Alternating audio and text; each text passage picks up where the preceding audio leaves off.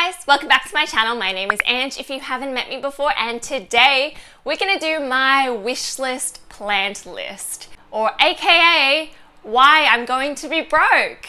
But in all seriousness, these are the plants that I definitely really want, and they're gorgeous, and I thought that I would share them with you. So I thought that I would split this video into sections of the genus of houseplant that I'm wanting, and obviously I'm going to start with the Hoyas.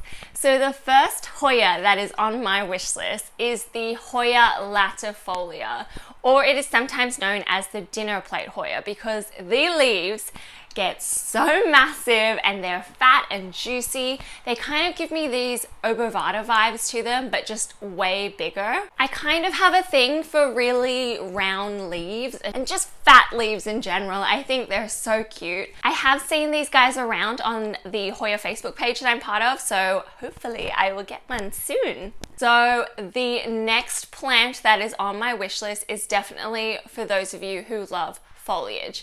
I definitely don't buy my Hoyas for the flowers. I know that some people do, some people think they're really pretty, but I like foliage. I'm a foliage gal. And this one, the Hoya CALLISTOPHYLA, is the king of beautiful foliage. It's just, it has these gorgeous like veining on it, and it's just insane. Like, just look at the picture, it's just gorgeous. It's definitely not a round leaf Hoya like I was saying, it's definitely thinner and pointier, but the veining is just unbelievable. It doesn't even look like a real plant. The third Hoya that is on my wish list is something that looks very similar to the Hoya CALLISTOPHYLA, and is the Hoya finlaysonii. I do know that the finlaysonii does have a few different variations to it, and some look more veiny than others.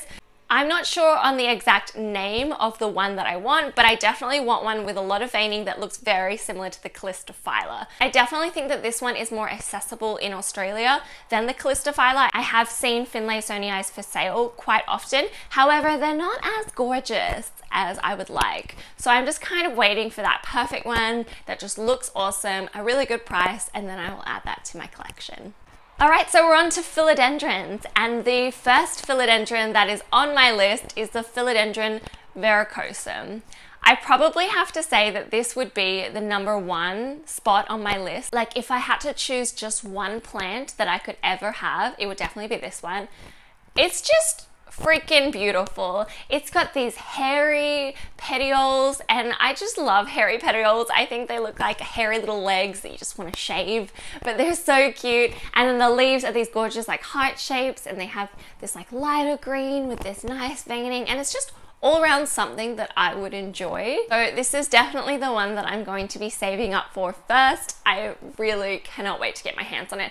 Hoping that I'm going to wait until like springtime, because obviously it's going to have to get posted to me, and we are going into winter. I don't want to, you know, put an expensive plant through the mail and kill it. The next philodendron I have on my list is the philodendron MELANOCHRYSUM.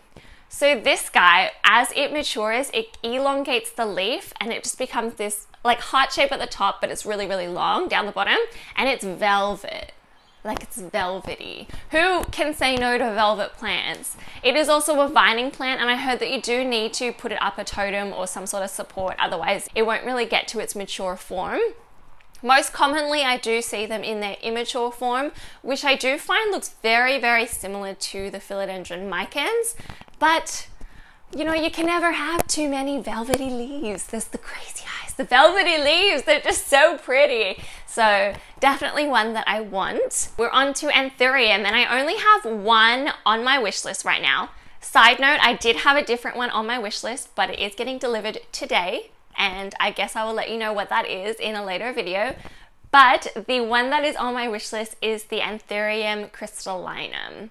And I know there are a lot of different kinds of velvet-leafed anthuriums. The clarinervium is one that looks very similar, and I don't discriminate. I would take either, but I do think the crystallinum is probably more accessible to me right now. However, I have seen a lot of them online getting sold as crosses, so I'm not sure how easy it would be to get like a full pure Anthurium crystallinum. But again, it doesn't really matter too much for me. I just like that vibe of the big beautiful velvety leaf, and it's just like a little heart shape, and it's just gorgeous. I do know that in Australia right now, seedlings, so teeny tiny little ones, go for about like $170 to $250. So they're quite expensive. So I'm thinking that, you know, I'm definitely not going to get a massive one anytime soon. I might wait for the prices to kind of drop down a little bit, but we will see.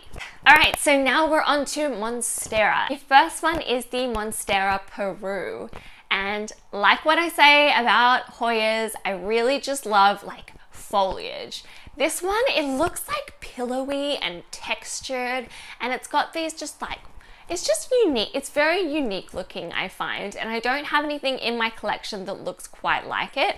However, I have not really seen these where I live. Haven't really seen these. I've probably seen like one or two, and they get snatched up almost immediately, so I'm not sure how feasible it will be for me to get one anytime soon. They are also a vining plant, so putting them up a totem I think will help them kind of create bigger leaves, but overall just, I want it. I want it so bad. The next Monstera on my list is the Monsterapinnatipartitta. I want to say, I'm so sorry if I butchered that pronunciation, but as a juvenile plant, it definitely looks very similar to the Peru. So it's got that kind of pillowy, kind of ruffled texture. But when this guy matures, it is the coolest looking plant. It has this very interesting growth patterns. I don't even know how to explain it, so I'm gonna post pictures here so you can see. It gets these massive fenestrations on it that just look stunning. It kind of reminds me as well of like a dragon tail plant when it gets older, but way cooler in my opinion. This one is definitely much more accessible for me. I see these guys all the time and for quite a reasonable price as well, mostly in the juvenile form, but I think that this is something that I can add to my collection pretty soon. The last Monstera on my list is one that I definitely don't need to spend a lot of time talking about, and that is the Monstera borsigiana ALBO VARIEGATA.